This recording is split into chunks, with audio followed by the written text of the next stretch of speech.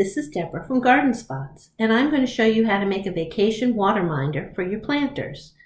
Now all you need is a 1-liter soda bottle. We've already used the soda and I've rinsed this out and filled it with water. You need the plastic cap from the top, you need a heat source, and you need a pin. I'm using a safety pin here. All you have to do is heat up the end of that pin and wait till it gets good and hot. And that will allow you to very easily poke 3 small holes into the top of your water bottle cap. Okay? Don't do more than 3. You don't want the water flowing out too quickly. And then I'm going to replace the cap on the water bottle, the soda bottle that's now got water in it. And I'm going to take this outside and show you how to put it in your planter. So here's my herb planter. As you can see, I've still got parsley in here and basil, which need a lot of water in the summer. When it's over 90 degrees, it's going to need water every day.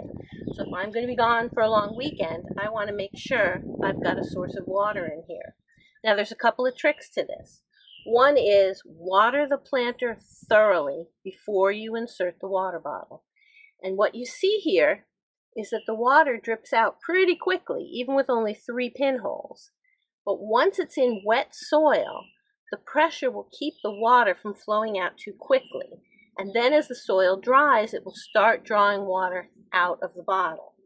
And I want to make sure that I put this in deep enough so that I'm watering near the roots and not near the surface. And as you can see, the water is not going down at the moment because this planter is fully watered. So that's going to last for a little while. Now what I like to do is I like to put in a stake and secure the water bottle so that it doesn't blow over in case of high winds or rain.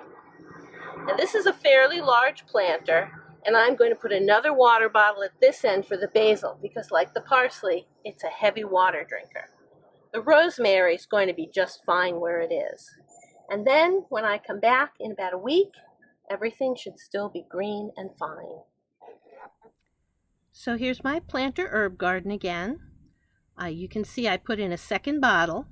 The bottles went in on Monday, and it's now the following Sunday. And now the bottles are completely empty. Now I would have expected them to be empty by about Friday, but we had 2 major thunderstorms. So the soil stayed moist, and that slowed the water coming out of the bottles. But if you want to use this technique while you're on vacation, I would recommend having someone come maybe midweek, just check the water, refill the bottles. But at least you don't have to have someone watering every day.